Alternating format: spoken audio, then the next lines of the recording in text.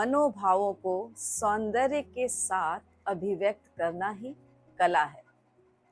और कला एक कलाकार को एक नई दुनिया में ले जाती है, जहां वह अपने स्व के साथ किसी भी वस्तु के माध्यम से, रंगों से, ब्रश से की सहायता से अपनी अभिव्यक्ति को एक नवीन रूप प्रदान करता है। और जो कलाकार आपको, हमको सोचने पर विवश कर दे, वही वास्तव में कलाकार है। दर्शकों, मैं बात कर रही हूँ एक ऐसे महान कलाकार की जो अपनी कलाकृति में एक विशेष तकनीकी का प्रयोग करते हैं, खास तौर पर पत्तियों में लगाए जा रहे स्ट्रोक्स पर।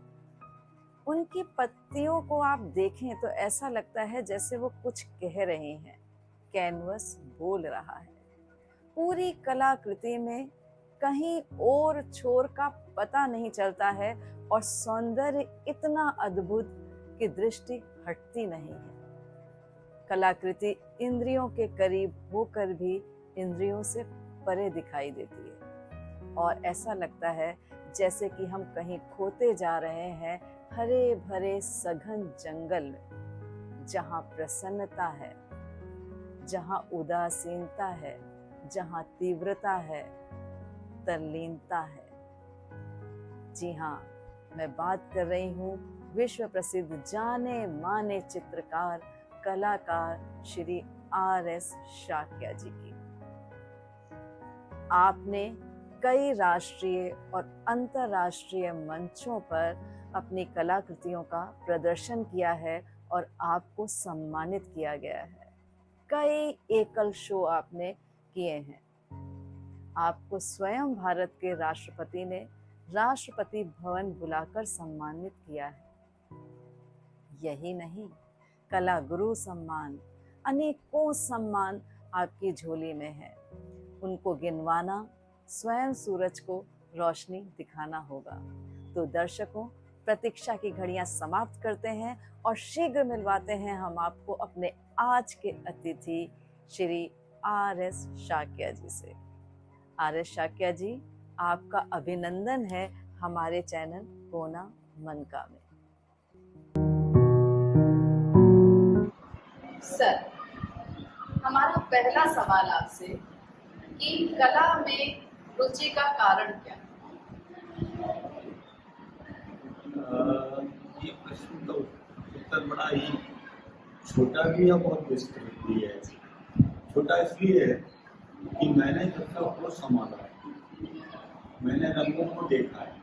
रंग हमेशा मुझे प्रभावित करते रहे, चाहे वो मटर के फूल हो, चाहे वो सरसों के फूल हो, मुझे हमेशा ही प्रभावित करते रहे। कोशिश करता रहा कि काश मैं इनको अपने पेपर पर उतार पाऊँ, अपने रंगों से इनको बना पाऊँ। उस समय की अवस्था मेरी ऐसी नहीं थी कि जो चीज़ों को जान पाता, समझ पाता, लेकिन कोशिश मैं करता था। कोशिश करता। हाँ, नेचर। आपको अगर मैं ये पूछूं कि आपने पहली कोशिश अपनी कब करी होगी कि आपको तब ये लगा हो कि हाँ, अब मैंने कुछ बनाया है ऐसा जिसे मैं दूसरों के समक्ष ले जा सकता हूँ? और अर्ली एज की बात है ये।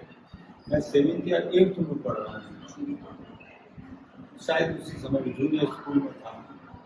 तो मेरे पीछे एक बाग था जिसमें फ्लावर्स खिलते, एक पौधा था जो बहुत अच्छा कलर थे, उसमें फ्लावर्स में पिंक कलर थे।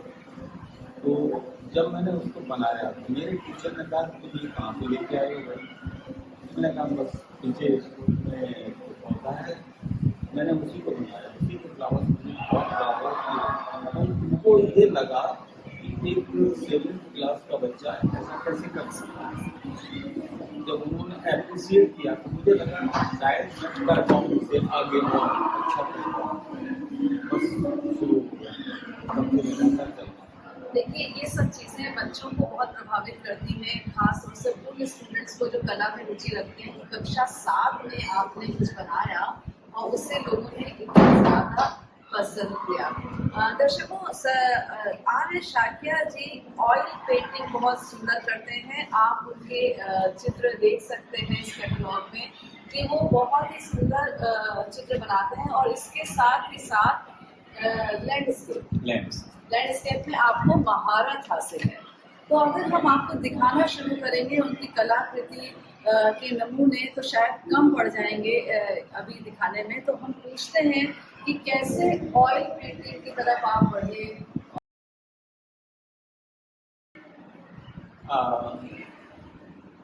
शुरुआती दौर में मेरे टाइम में एप्लीकेशन था ही नहीं।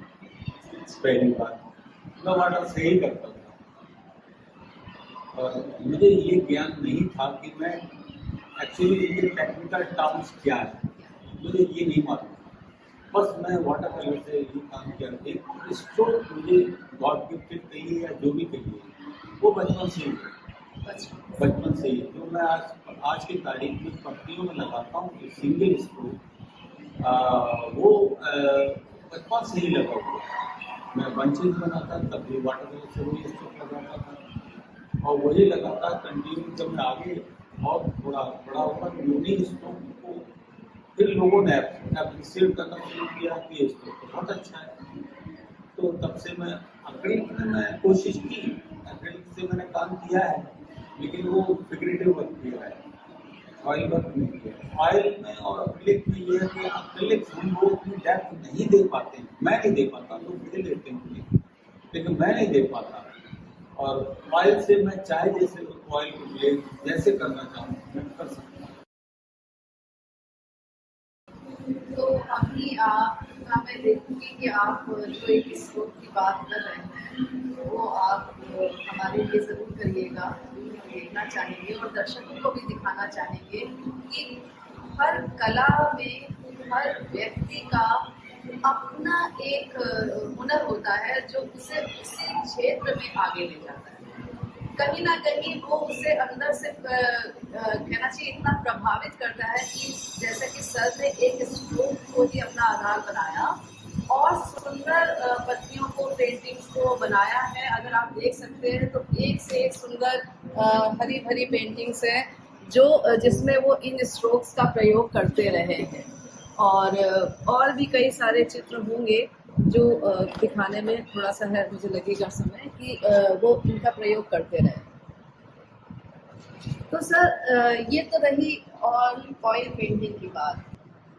मेरी पेंटिंग्स लैंडस्केप तो लगती ही हैं, देखने होती भी हैं, लेकिन इसमें एक नई विधा है। एक टेक्निकल टर्म्स के तौर पर देखा जाए तो मैं सरलिज्म बेस्ड काम करता हूँ, सरल काम करता हूँ। कहने का मतलब है जैसे पर्सपेक्टिव की बात करूँगी यहाँ पे तो दूर की चीज़ छोटी दिखती है, लेकिन मेरी पेंटिंग में है क्या, जो चीज़ 1 फीट की दूरी में जितना साइज की पत्ती आप देखेंगे उसी साइज की पत्ती 4 किलोमीटर की दूरी पे भी आप देखेंगे, बट वो आंखों पे नहीं आती। ये है सरल वर्क पेंटिंग होती है, उसकी एक क्वालिटी होती है। तो मेरी पेंटिंग में वही बात है। आप नज़दीक की देखें, जैसे आप देख रहे हैं, मैं दिखाता हूँ, जिस साइज की पत्ती यहाँ बनी हुई है उसी साइज की पत्ती यहाँ बनी हुई है, दोनों के साइज में कोई डिफरेंस नहीं है। सरलिज्म की यही ब्यूटी है। और मतलब जो फुल्ली पर्सपेक्टिव के साथ एक टेक्निकल टर्म, एक शब्द और है आइसोमेट्रिक, दोनों को एक साथ डालता हूँ तब ये हो पाता है। तो दर्शकों, आपको ये बताना ज़रूरी है कि आपने अनेकों कला प्रतियोगिताएं, कला प्रदर्शनियों में भाग लिया है, कई सोलो प्रदर्शनी लगाई हैं और आपको प्रेसिडेंट अवार्ड भी मिला है। तो ये बताना ज़रूरी है कि इतनी सरलता से अपनी कलाकारी को बखूबी उतार देते हैं कागज़ पर आर्य शाक्या सर। तो ये जानना भी ज़रूरी है कि सर एक चलते चलते ये प्रश्न बता दीजिए कि अगर किसी की कला में रुचि है और वो अपने लिए इसे लक्ष्य के रूप में देखना चाहे तो उसे क्या करना चाहिए? उसके अंदर कला की रुचि होगी, उसे कोई रोक नहीं पाएगा। पहली बात तो ये है, वो निरंतर काम करता रहे और वो अपनी रास्ते खुद ही बना लेगा। उसे किसी की मदद की जरूरत नहीं। तो सबसे बड़ी बात तो ये है कि आप कुछ भी कर लो, इंजीनियर हो जाओ, डॉक्टर हो जाओ, या किसी भी प्रोफेशन में आप चले जाओ, वो तो आपको एक आजीविका का एक साधन हो जाएगा, लेकिन जिंदगी जीने के लिए आपको कुछ चाहिए ना। आफ्टर रिटायरमेंट आपके ना इंजीनियरिंग काम आएगी, ना मेडिकल काम आएगा, मेडिकल में थोड़ा तो कम आएगा, और कोई चीज़ नहीं आपको कोई सब्जेक्ट जो आपने प्रोफेशन अपनाया है वो ज़्यादा काम नहीं आएगा। आफ्टर रिटायरमेंट यही आपके काम आएगी। टाइम पास करने के लिए इससे ज़्यादा अच्छी खूबसूरत चीज़ की दुनिया में हो ही नहीं सकती। जो आपका हुनर है वही आपका हाँ, वही काम आता है। ये तो बात मैं आपने तो सबको बहुत अच्छी बताई। सबको और दर्शकों, सर को इतने सम्मान मिले हैं, इतने अवार्ड मिले हैं कि चलते चलते हम आपको ये बताना चाहेंगे कि कभी भी आज की बात का उद्देश्य यही रहा कि हमें अपने अंदर के हुनर को कभी छुपाना नहीं चाहिए, कभी उससे पीछे नहीं छोड़ना चाहिए और निरंतर आगे बढ़ना चाहिए, क्योंकि आगे चल के जब आपके पास समय होता है, आप खाली होते हैं, तो वही प्रतिभा आपको आगे और निखरने में सहायता करती है।